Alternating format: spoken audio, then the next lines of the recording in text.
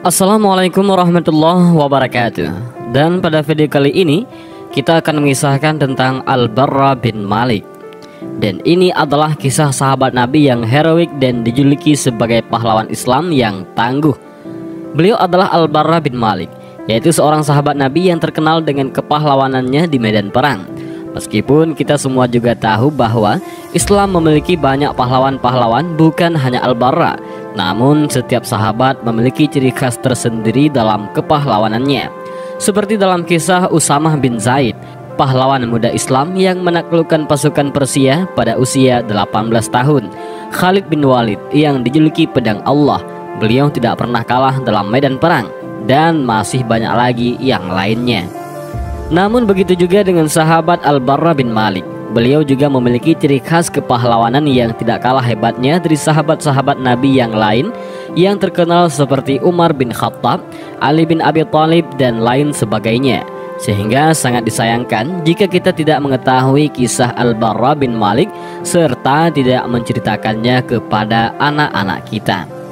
Al-Barra bin Malik adalah sahabat Nabi yang berperawakan kurus. Tulang tubuhnya berbalur daging tipis dan berambut kusut. Sekalipun demikian, sahabat Nabi yang satu ini sangatlah handal, pemberani dan tangguh, karena ia pernah membunuh 100 orang musyrik sendirian saat duel 1 lawan 1. Dan jumlah ini belum termasuk orang yang dia habisi di medan perang. Bahkan Umar bin Khattab menjuluki Al-Barra sebagai seorang yang pemberani, bernyali besar dan bertekad baja. Al-Faruq menulis kepada para gubernurnya di seluruh wilayah kekuasaannya, "Jangan menyerahkan pasukan kaum muslimin kepadanya. Aku khawatir dia akan mencelakakan mereka karena keberaniannya." Al-Barra bin Malik adalah saudara kandung dari Anas bin Malik. Mereka adalah sahabat yang sama-sama dekat dengan Rasulullah SAW. Kisah keberanian dan kepahlawanan Al-Barra bin Malik dimulai setelah awal wafatnya Rasulullah SAW. Saat Rasulullah SAW sudah menghadap Arabnya, banyak kabilah-kabilah Arab yang mulai keluar berbondong-bondong meninggalkan agama Allah Subhanahu wa Ta'ala dan menjadi murtad. Padahal ketika Nabi masih hidup, mereka masuk Islam secara berbondong-bondong. Sedangkan orang Mekah, Madinah, Taif, dan beberapa kabilah Arab yang tersebar masih tetap teguh di atas Islam. Mereka adalah orang-orang yang Allah teguhkan hatinya di atas Islam. Setelah Abu Bakar dibaiat menggantikan Rasulullah SAW, beliau langsung memerangi orang-orang murtad, terutama memerangi Nabi palsu Musailamah Al-Kazzab. Sayyidina Abu Bakar As-Siddiq menghadapi fitnah buta yang merusak. Beliau layaknya gunung yang berdiri kokoh. Beliau menyiapkan 11 pasukan dari orang-orang Muhajirin dan Ansar. Beliau mengibarkan 11 panji komando untuk memimpin pasukan tersebut. Lalu beliau mengirimkan semuanya ke segala penjuru Jazirah Arab untuk mengembalikan orang-orang murtad ke jalan petunjuk dan kebenaran, untuk membawa orang-orang yang menyimpang dari jalan yang benar dengan tajamnya pedang, terutama orang-orang murtad yang paling besar kekuatannya, paling banyak anggotanya. Siapa lagi kalau bukan Bani Hanifah alias para pengikut Musailamah Al-Kazzab. Musailamah Al-Kazzab didukung oleh 40.000 orang dan mereka adalah petarung tangguh dari kabilahnya serta para sekutunya.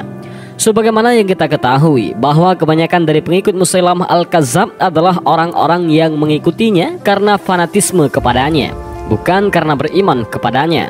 Karena sebahagian dari mereka berkata, "Aku bersaksi bahwa Musailamah adalah pembual besar dan Muhammad adalah orang yang benar." Namun pembual Rabi'ah ini lebih kami cintai daripada orang yang jujur dari Mudhar. Pada babak pertama dalam memerangi Abi Hanifah, Musailamah mampu mengalahkan pasukan kaum muslimin yang dipimpin Ikrimah bin Abu Jahal, dan Musailamah berhasil memukul mundur tentara Islam. Setelah pasukan pertama yang dipimpin Ikrimah mundur, maka Abu Bakar langsung mengirim pasukan kedua yang dipimpin oleh Khalid bin Walid, beranggotakan para sahabat besar dari kalangan orang-orang Muhajirin dan Ansar. Dan di barisan depan pasukan ini adalah Al-Barra bin Malik Al-Ansari dan beberapa pahlawan kaum muslimin lainnya. Dua pasukan bertemu di bumi Yamamah di Najd, dan perang pun dimulai. Tetapi pasukan Musailamah terus menunjukkan keunggulannya. Bumi yang diinjak kaum muslimin mulai berguncang. Mereka membuat pasukan muslimin melangkah mundur, sehingga pasukan Musailamah mampu menerobos markas Panglima Khalid bin Walid dan membongkar tiang-tiangnya. Pada saat itu, kaum muslimin merasakan sebuah bahaya yang sangat besar. Mereka menyadari bahwa mereka kalah di depan Musailamah Al-Kazzab. Niscaya Islam tidak akan pernah berdiri tegak setelah hari itu. Allah yang tiada sekutu baginya tidak akan pernah lagi disembah di bumi Jazirah Arab. Dan akhirnya Khalid bin Walid maju menghampiri pasukannya. Dia mulai menata ulang, memisahkan orang-orang muhajirin dari orang-orang ansar, dan juga memisahkan orang-orang pedalaman dari pasukan yang lain. Khalid bin Walid mengumpulkan anak-anak dari seorang bapak di bawah panji-panji salah seorang dari mereka, agar masing-masing dari mereka menunjukkan kepahlawanannya di medan perang, agar diketahui di mana titik kelemahan kaum muslimin. Perang kembali berkecamuk yang memakan korban besar. Bahkan kaum muslimin belum pernah mengenal perang sedahsyat itu dalam sejarah perang mereka sebelumnya. Pasukan Musailamah berperang dengan teguh layaknya gunung yang tegak menjulang tinggi. Mereka tidak terpengaruh oleh banyaknya jumlah korban yang berjatuhan. Mulai dari sinilah kaum muslimin memperlihatkan kepahlawanan mereka yang sangat mengagumkan. Seandainya ia disusun menjadi satu, niscaya akan menjadi sebuah kisah kepahlawanan yang tergolong sangat mencengangkan. Pahlawan pertama adalah Sabit bin Qais, pembawa panji orang-orang Ansar. Ia mengambil kain kafannya, membuat galian tanah sedalam setengah betis, lalu dia masuk ke dalam. Dia tetap berdiri teguh di tempatnya, berperang membela panji kaumnya sampai dia tersungkur sebagai syahid.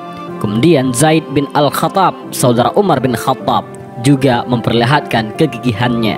Dia memanggil kaum muslimin, "Wahai pasukan Islam, gigitlah gigi geraham kalian, tubaslah musuh kalian, dan majulah tanpa mengenal rasa takut. Wahai tentara Allah, demi Allah, aku tidak akan berbicara setelah kalimatku ini selama-lamanya, sampai Musailamah itu dikalahkan, atau aku mati untuk bertemu Allah. Lalu aku akan menyampaikan alasanku kepadanya." Kemudian dia maju berperang melawan musuh sampai dia gugur sebagai syahid. Yang ketiga adalah Salim, mantan hamba sahaya Abu Huzaifah. Dia pembawa panji orang-orang muhajirin. Kaumnya khawatir dia akan goyah sehingga tidak kuat memegang panji. Maka mereka berkata kepadanya, "Kami takut diserang melalui dirimu."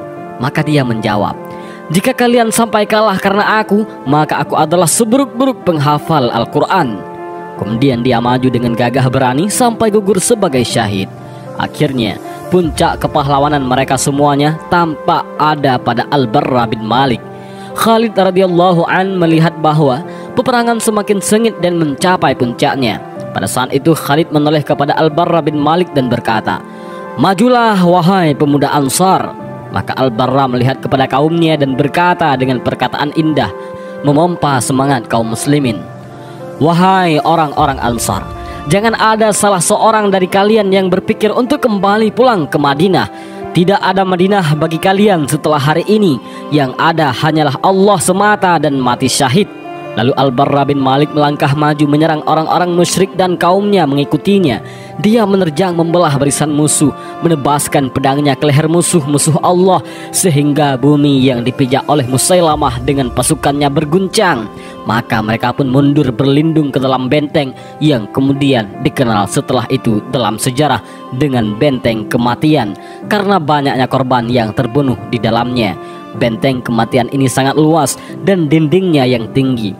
Musailamah dengan ribuan pendukungnya masuk dan mengunci pintu benteng dari dalam.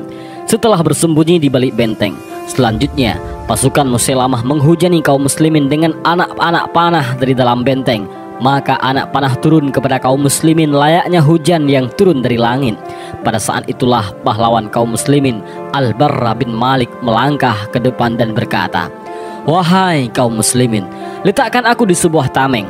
Angkatlah tameng itu di ujung tombak. Kemudian lemparkan aku ke dalam benteng dekat pintu gerbangnya. Kalau aku tidak gugur, maka aku akan membuka gerbangnya untuk kalian." Dalam sekejap, Al-Barra sudah duduk di sebuah tameng, berbadan kurus dan kerempeng. Puluhan tombak mengangkatnya dan melemparkannya ke dalam benteng kematian. di antara ribuan tentara Musailamah. Maka Al-Barrah turun di antara mereka layaknya sebuah halilintar.